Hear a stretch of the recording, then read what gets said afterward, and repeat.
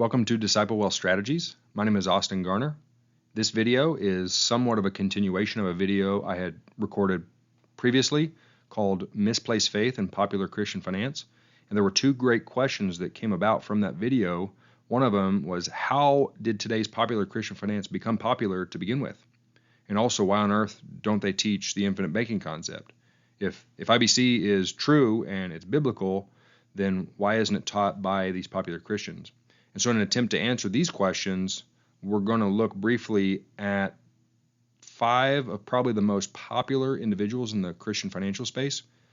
And what we're going to look at is their educational background, when they became Christians, how their careers developed in the financial industry, and then also what was going on in the financial world during the time that they were developing. All the information that we're going to look at that are on my slides is public information, so you can go look it up for yourself if you want. I have not met these individuals. This is just information I found on their website, through their books, listening to their videos, things like that. This video is my own work and my own conclusions to what I can find online in the financial history. And so I would love to meet them and hear their perspective if the opportunity arose. That hasn't happened yet. So this is my own work based on what I've discovered myself. But I do have great respect for these financial educators because they have contributed tremendously to any form of Christian perspective in the financial world. It was their work that helped develop it. And also how much they've helped millions of people improve their financial lives, and also taught them, a form of biblical perspective. And so this video is not meant to be critical of them in any way. I really just wanted to go through an educational journey of the Christian nuance of financial history and when that happened and how it happened. So, let's jump right in with probably the most popular name in Christian finance today, and that is Dave Ramsey. As I have shared before, Dave Ramsey's Financial Peace University class was my starting point on when I started learning about finances, especially from a biblical perspective. And his class was my encouragement to become a financial advisor from the beginning years ago. Dave's financial journey began back to his childhood. He grew up in a family of real estate investors. So it was very natural for him in the late 70s to get his real estate license. And then he eventually got his bachelor's degree in finance and real estate. But as he explains, his story is that he came across the financial crisis in the 80s with some legislation changes, and different economic situations. And he came to faith in Christ about that time. And from that, he started listening to people like Larry Burkett, Ron Blue, Howard Dayton, people who were avid Christians or outspoken Christians who were teaching and coaching people with a biblical perspective how to be best stewards of their finances. And so he came to faith in Christ around the time of his crisis in 1988, and about that time he started his own coaching practice through his church based on the writings and teachings of Larry Burkett, Ron Blue, and Howard Dayton. So based on these individuals, Dave teaches his 7 baby steps, what he calls the 7 baby steps. He says, save $1,000 for your starter emergency fund, pay off all debt except house using the debt snowball, save 3 to 6 months of expenses in a fully funded emergency fund. Step 4, invest 15% of your household income in retirement. Step 5, save for your children's college fund. Step 6, pay off your home early. And step 7, build wealth and give. So a lot of people know these and use these to improve their financial lives. And just like Dave himself admits, he developed his process from Larry Burkett, Ron Blue, and Howard Dayton. So now let's look at these gentlemen, start looking at what they teach, starting with Larry Burkett.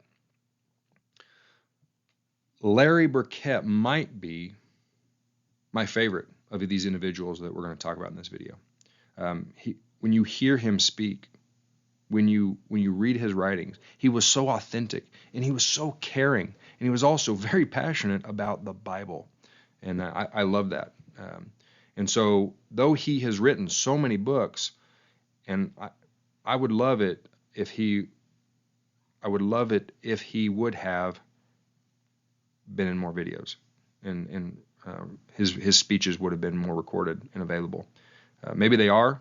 I just haven't found them, but the few that I have found, they are outstanding. I love listening to him speak because he's so caring and passionate about the Word of God. So Larry, he got his education from 1957 to through the 1960s. He was in the U.S. Air Force. He worked at the NASA Space Center, and he also got college degrees in marketing and finance. And then in 1972 is when he came to faith in Christ. And shortly after that, 1976, he developed his own Christian financial concepts, is what he called it. And then years later, in this space, in the year 2000, his ministry merged with Howard Dayton's. And their merger formed what is now called Crown Financial Ministries, a very popular Christian financial ministry. And what they teach is called the Crown Money Map. And very similar to Dave Ramsey's. Step 1, build emergency savings. Step 2, pay off credit card debt. Step 3, pay off other consumer debt.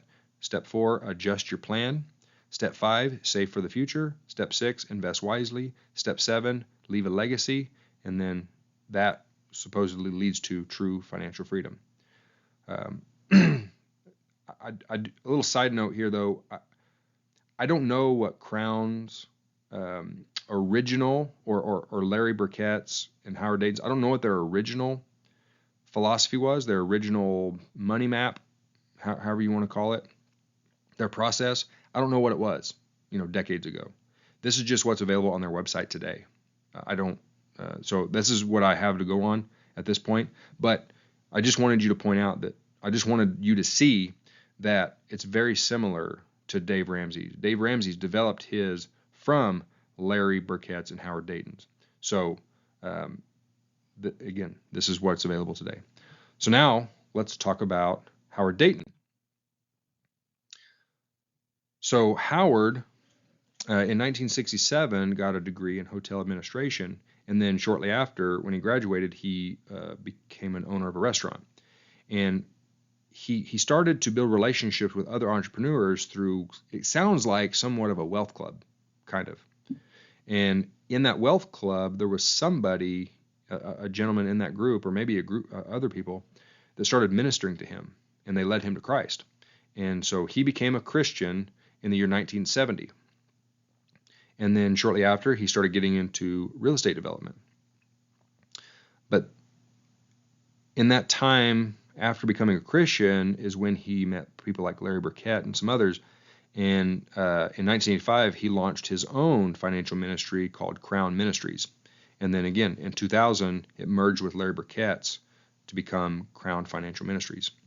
And then in 2007, shortly after Larry Burkett passed away, he left Crown. Howard left Crown. And then a couple years later, in 2009, he founded Compass, a separate Christian financial ministry. And Compass teaches, again, very similar process, 7 steps. Step number 1, save $1,000 for emergencies. Start using your budget and begin giving. Step 2, increase emergency savings to 1 month's income. Pay off credit cards. Step 3, increase emergency savings to 3 months' income. Pay off all consumer debt. Save for major purchases. Save for true financial freedom. Save for children's education and business. I didn't say step 4, but I just read step 4. And then step 5 is purchase affordable home, begin prepaying mortgage, begin investing. And step 6 is home mortgage paid off and children's education funded. And then step 7 is retirement funded. Now you've achieved true financial freedom. All right, so now, as you can see, very similar to Larry Burkett's and Dave Ramsey's. So now let's look at Ron Blue. Ron got his degrees in the 1960s. He received a bachelor's and an MBA, And then he worked at a prominent CPA firm in the state of New York. And, he was living the dream. He was chasing more and more, and he was chasing that corporate ladder, as he claims, in this CPA firm. And then in 1974, he became a follower of Jesus Christ. And in 1979, he left the CPA firm and started his own company called Ron Blue and Company. Or it was Ron Blue, and it was Ron Blue Trust originally. Now it's Ron Blue and Company. And their focus was specifically Christian financial planning. This really didn't exist yet. Official Christian financial planning really didn't exist yet. It was still somewhat of a new idea. Larry Burkett and some others, they were coaching people with a Christian perspective, but there wasn't full service Christian financial planning yet. So until Ron Blue, he created it. And then in 1982, while still at Ron Blue and Company, he also co-founded National Christian Foundation with Larry Burkett and Terry Parker. NCF is one of the world's from my understanding, it's one of the biggest and one of the most well-known donor advised fund organizations that help people give away more to more charities, more nonprofits, to deploy resources for kingdom purposes. But then in 2003, he retired from Ron Blue and Company, and he started leading Kingdom Advisors, which is an education and a community building platform that to help nurture kingdom-minded financial professionals. He educates them, and he even got a FINRA designation called the CKA, the Certified Kingdom Advisor, which is very impressive. So he has made tremendous contributions in the Christian financial space. And from what he teaches financially, he calls the 5 biblical money habits. Step 1 is to spend less than you earn. Step 2, avoid the use of debt. Step 3, diversify your investments. Step 4, set long-term goals. Step 5, be generous. So these money habits are a little less specific than the other ones we've talked about so far, but if you just think through their implications, they typically translate into the same strategies. So, they are different, but for the most part, they're really, really closely related to what we've covered so far. All right, so the fifth and final person we're going to talk about is someone who's somewhat less known in this space, but he has been very prominent in the Christian financial space. And his name is Austin Pryor. Austin received his bachelor's in banking and finance in 1967, and then somewhere between 67 and 74, he became a follower of Jesus. I haven't found exactly when. But the reason I say before 74 is because I believe it's in 1974 where he was talking to Larry Burkett about, creating, talking about Christian financial ministries and a Christian perspective of finance. So he by 74, I think, is when he started developing a relationship with Larry Burkett, and he was already a Christian. So sometime before then is when he met Jesus. So shortly after, he founded an investment firm called Forum Investment Counselors. And in 1990, he launched a newsletter that became very popular. It was called the Sound Mind Investing Newsletter. And this stems from a conversation that he had with Larry Burkett. And eventually it became a whole philosophy. This newsletter became a whole philosophy. And what he teaches is what he calls a roadmap, Sound Mind Investing Roadmap. Step 1 is getting debt free. Step 2, saving for future needs. Step 3, investing your surplus. Step 4, diversify for safety. Step 5, retirement countdown. Step 6, investing that glorifies God. A lot is different from this one compared to others. You'll see that the primary focus of this roadmap is investing. And his investment philosophy is listed on his website as well. He says, Number one, you need the stock market. If you want to retire someday, or if you have future dreams, goals, plans that require more money than you have now, you need the stock market. Okay. If you all have listened to me much, you know that I do have a problem with this, and as I do with most of these, but that's not the point here. I want to show you what they teach, what these individuals teach. And number two, time is money. A crucial aspect of compounding is time. Yes, it is. Is the stock market the right place to do that? I don't believe so. But again, we're here to share what their thinking is. Step number three, he admits that the ride can get rough. The stock market's long-term trend is upward. Is it? I guess maybe for periods of time it trends upwards, depending on how many people are buying into it versus selling out of it. Its path is neither smooth nor straight.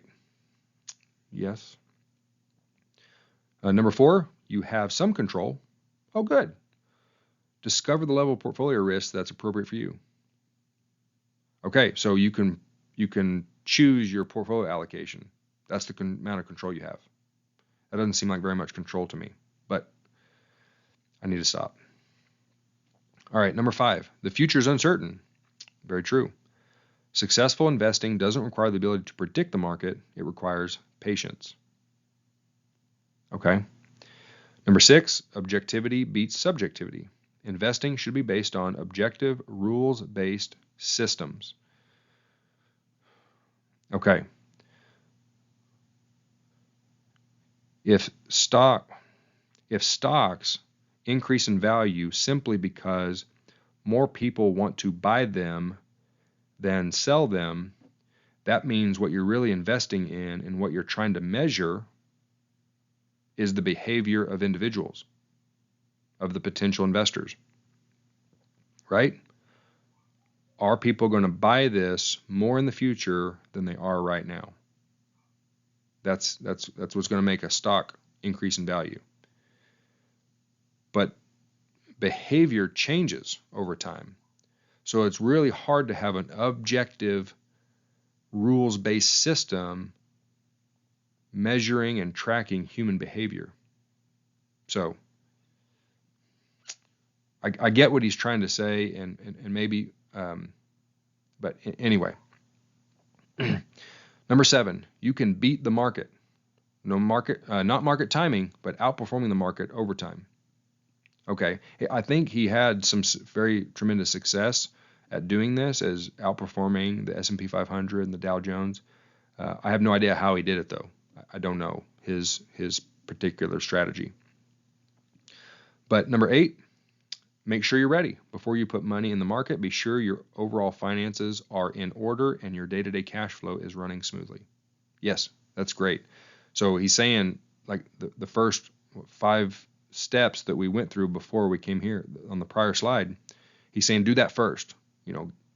Get out of debt, have an emergency fund, things like that. Do those things first. Build your solid foundation before you start investing. And then number 9, he says, start now. If you have a savings reserve and are out of debt, other than a reasonable mortgage, you're ready to invest. All right. So these are the people that Dave Ramsey learned from. And all of these gentlemen received their education about the same time, and they were saved. They came to faith in Jesus about the same time, which is after they received their education, right? And then with their new faith and their financial education, they launched their own Christian philosophies about the same time as well. Before this time, there really doesn't seem to be any specifically Christian nuance in the financial industry.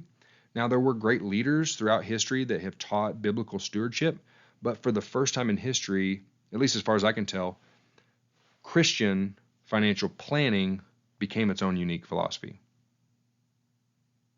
Christian financial philosophies became a thing. But what was happening during the 70s, when all this was happening, that allowed for this development? Well, so on the CFP board website, there is a history page, and this is not all of it. You can go read it yourself if you'd like, but this is just a few sentences and portions of paragraphs that I wanted that highlights maybe what was going on. So it says, the creation of the CFP board took place relatively early in the development of the movement that became known as the financial planning profession. This movement developed as a profession after World War II to help meet the financial needs of Americans. The financial planning movement experienced a watershed moment on December 12, 1969, when 13 men gathered in Chicago and outlined the first steps to further the idea that people could benefit from a profession that integrated knowledge and practices across the various areas of the financial services industry. Resolutions were made to create the International Association for Financial Planners and the College for Financial Planning. In 1972, IAFP enrolled its very first group of students for the CFP course at the College for Financial Planning. Who these 13 men were that did this, I have no idea. I can't find any information about them. I've tried to dig a little bit deeper, but I have had no luck. Now, there was a little bit of information about one person, very little.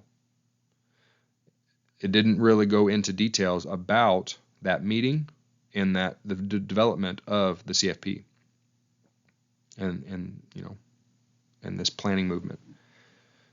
So I'm not going to really say his name or any the information I found, but it wasn't relevant. It wasn't very relevant to this history, the details.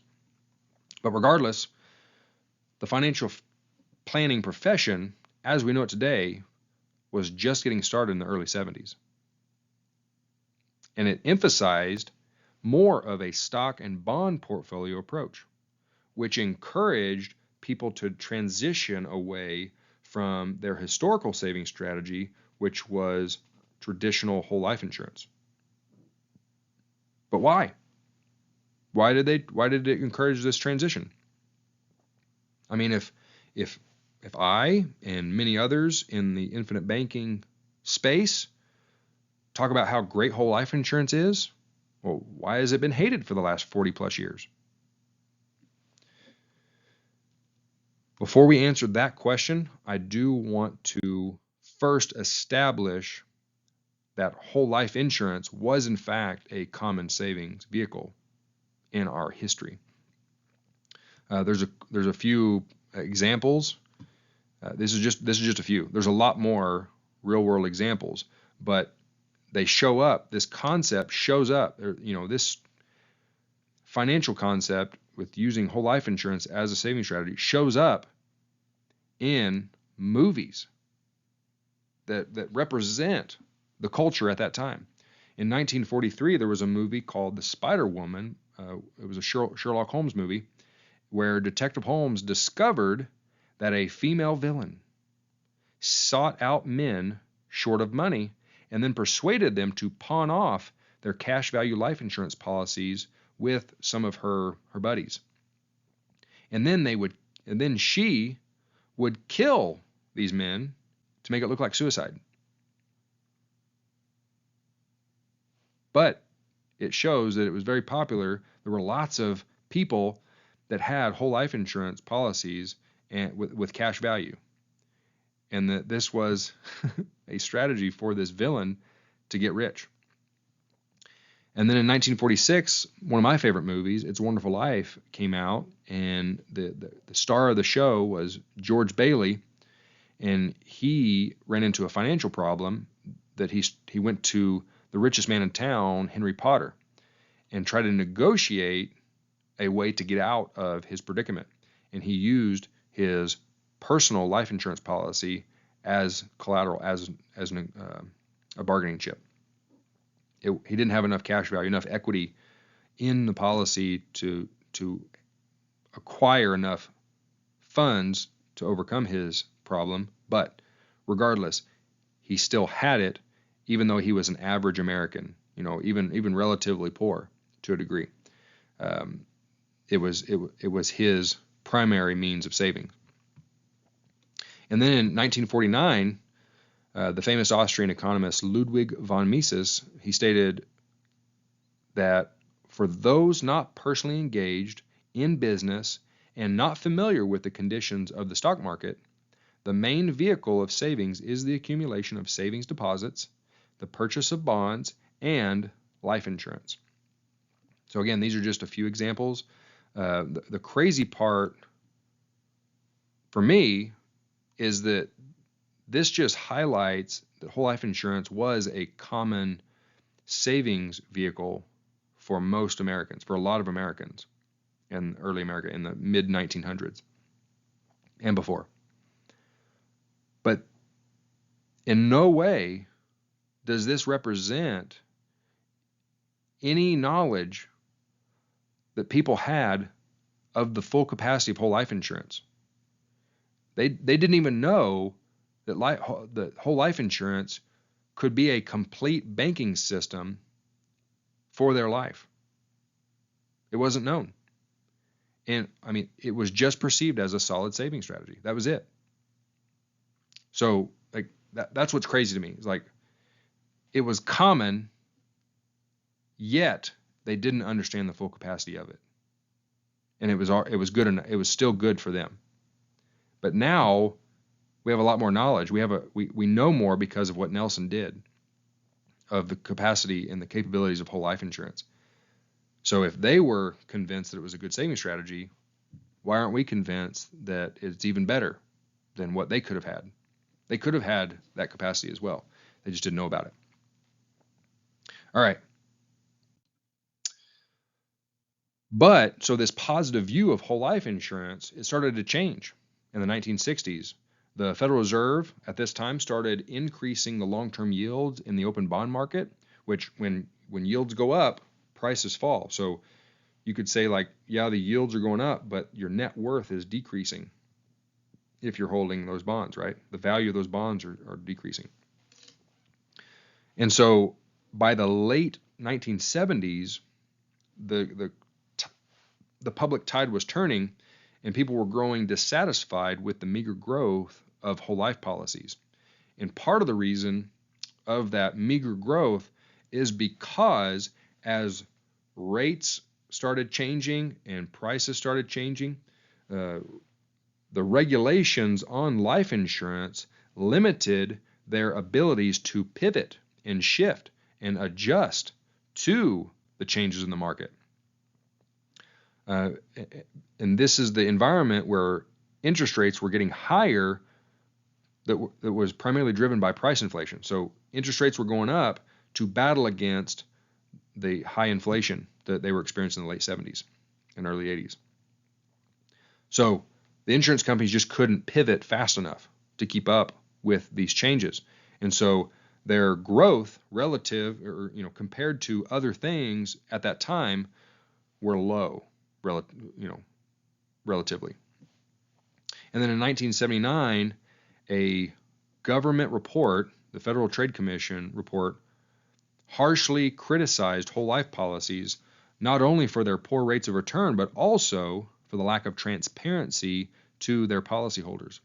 And at that time, the share of traditional whole life insurance fell from about 85% of the market in 1979 to about 50% by the year 1986.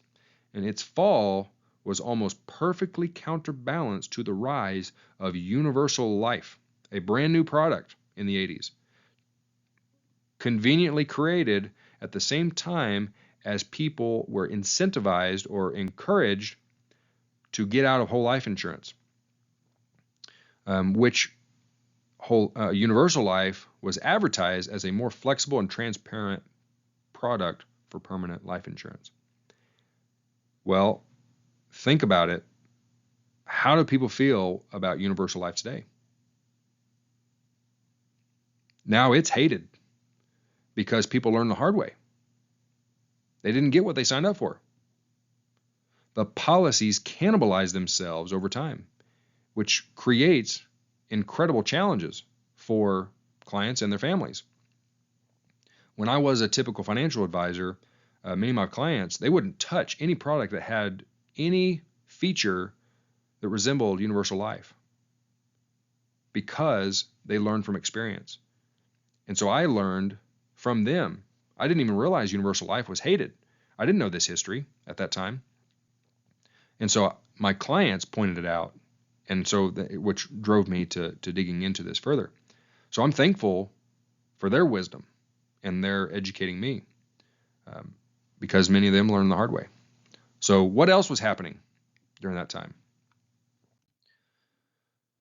Well, the growing accessibility of no-load mutual funds, as well as special tax qualified plans, IRAs and KEOG plans and things like that, were made popular by the Economic Recovery Tax Act of 1981.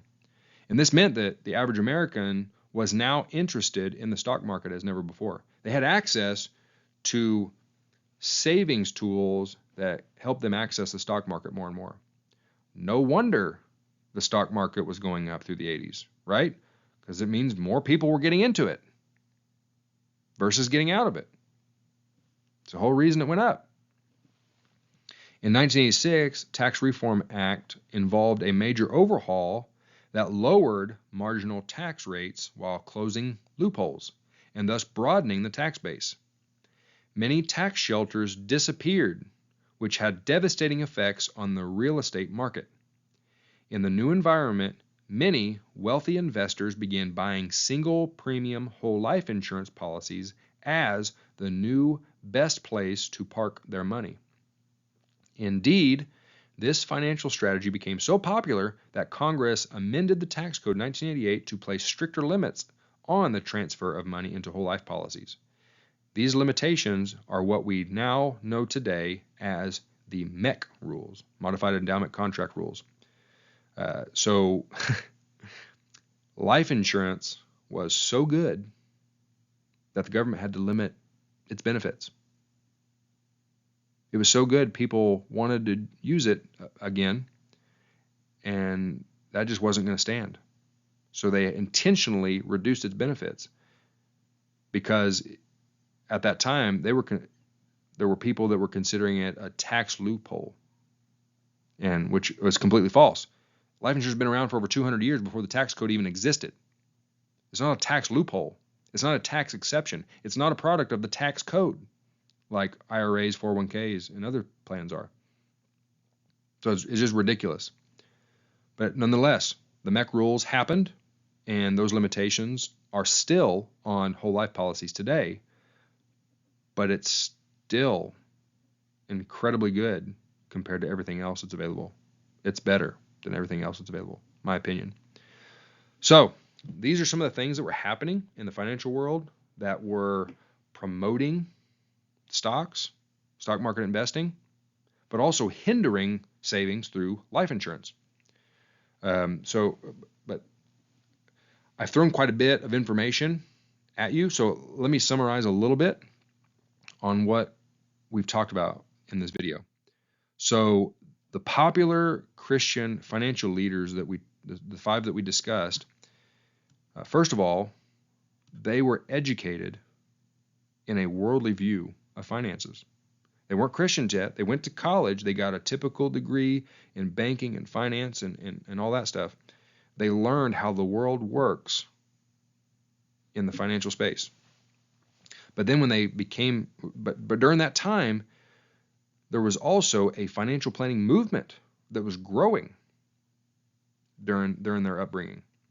And this excitement permitted various nuances. And when they came to faith in Christ, they wanted to use their faith to develop a specifically Christian nuance in this financial planning movement. And then the regulatory limitations and economic conditions that were present during that time temporarily hindered whole life insurance performance. Additional regulations happened in the 1980s that further hindered whole life insurance to also promote mutual funds, blatantly promote mutual funds. So my perspective, take it for what it's worth, it's up to you, but what it seems like from what we've discussed here, my perspective is that what these popular Christian financial leaders teach is really just worldly strategies that are retrofitted with some Christian philosophy. They're not really Christian strategies, they're worldly strategies. But they talk about Christ, they talk about some of the Christian principles. But let's go back to the Bible. As I pointed out before, in the parable of the minas, Jesus reveals 3 choices that each of his servants have to make when they are stewarding the blessings that God has given us. We can, 1, do nothing, or we can give to the bankers. And option 3, we can be the banker. Jesus, it seems from the parable that Jesus would prefer his servants to choose option 3, to do what the bankers do, to deploy what he has graciously given us ourselves directly, be a part of the impact, be a part of the investment. It doesn't matter what the results are. It's based on our own abilities. He wants us to grow personally. He cares about our well-being and our development as his followers. He doesn't really care what the return is necessarily. But in the parable, to account for our disobedience, he gave an exception to his rule, to his command, to his instruction, by letting us choose to do option 2. Give it to somebody else to manage on our behalf. The typical Christian financial strategies that exist today, which are really just worldly strategies with a little Jesus sprinkled on top, they teach us how to do option 2. And yes, it can be beneficial. At least it's better than doing nothing, which is what Jesus says in the parable.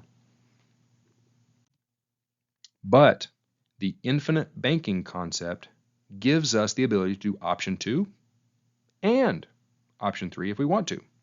We can let the insurance company deploy the money on our behalf if we want. We can let them be our bankers, invest our funds for us. But we also have the contractual right built into the policy that we can deploy the money ourselves, however we see fit. Option 3. And in my experience, just by financing the things I'm already going to finance, the things I'm already going to buy, if I buy them through an IBC-style whole life insurance policy, I can be much more profitable than trying to just chase better rates of return in my investment portfolio, because I'm capturing a larger volume of my cash flows and also keeping it and putting it in a system that has uninterrupted compounding for the rest of my life. Even if I'm using it, it does not get interrupted. Permanent compounding. So, knowing that Scripture, in my opinion, seems to be very clear that individuals should be in control of the lending function in their lives, in their communities. I mean, as I've said before in my blogs, my videos, this is my belief. It doesn't make sense to me why the infinite banking concept and whole life insurance is hated so much by Christians. The only conclusion I come up with is this: people just don't know. But at the same time, because they believe they're following God's way, because of other Christians who are popular, are telling them this is God's way, they tend to get prideful in that perspective and then don't even consider other alternatives. But that's their choice. That is their choice. And that's okay. That's okay. I'm just trying to answer the questions that I've been confronted with. So knowing that whole life insurance is hated so much by Christians in the Christian financial space, what's even more confusing to me, though, is that in his book, Debt-Free Living, Larry Burkett himself says, quote, "An often overlooked source of funds for consolidating debt is the cash value in an insurance policy. That money can normally be borrowed at far less than market rates. Even if you don't have a cash value policy, perhaps a parent does and would be willing to lend it to you." He actually recommends using policy loans from cash value life insurance to consolidate debt. Interesting. Unfortunately, that's all he said. That's his only mention of this idea in this book or any books that I've read or any of his speeches I've listened to. I can't find any other source that he made any comments about whole life insurance like this. He recommends policy loans from cash value life insurance as a beneficial way to consolidate debt, a powerful way to consolidate debt. If he had only explored this idea further, if only he'd known that in the same year he was publishing this book, in the year 2000, that Nelson Nash was publishing his own book titled Becoming Your Own Banker, where Nelson not only taught the idea to consolidate debt, but how individuals can completely transform their financial lives. I actually wrote an article about this. I'll link in the show notes. It's about this book and what Larry Burkett said in his book, and also linking it to Nelson. But in reality, the problem is not that these typical financial strategies emerged at all. That's not the problem. They emerged. Okay. That's not the problem. The problem is not that they have dominated the financial industry for the past couple decades. Really, the couple generations. There's several generations of people who believe the whole life insurance is bad and the stock market's good. But that's not the problem. The problem really is that the insurance companies, the wholesome, traditional, whole life insurance companies, the dividend paying, the mutually owned whole life insurance companies, should have known the financing capabilities of their own products and taught those capabilities to the masses over the last 200 years. It's been available. They just haven't taught it. Unfortunately, it simply didn't happen. Therefore, each of us must learn to sift through the financial noise to find the truth. And I believe that the Bible is the absolute best filter we have to filter that truth. And I also believe that Nelson Nash's infinite banking concept is the best practical application of God's instructions to us in managing our finances. And it is my task and an incredible joy as an authorized IBC practitioner that I get to help other people see this truth as well. So that's it for this video. Hope you enjoyed it. Hope it was helpful as to help you understand how current Christian financial philosophies came to be popular today, and also why they don't teach the infinite banking concept. There was a lot going on during that time. There was a lot of perspectives, and it just, unfortunately, it took a turn for the worst. But, it's not popular Christian finance, doesn't really understand IBC, and so they don't teach it, and at least not yet. I mean, I would love to be a part of turning that tide, though. That would be incredible. And so maybe these videos is the start of that, hopefully. But anyway, if you have further questions, please leave a comment, or you can connect with me through my website, disciplewealthstrategies.com. Until next time, thank you for watching. Have a great day.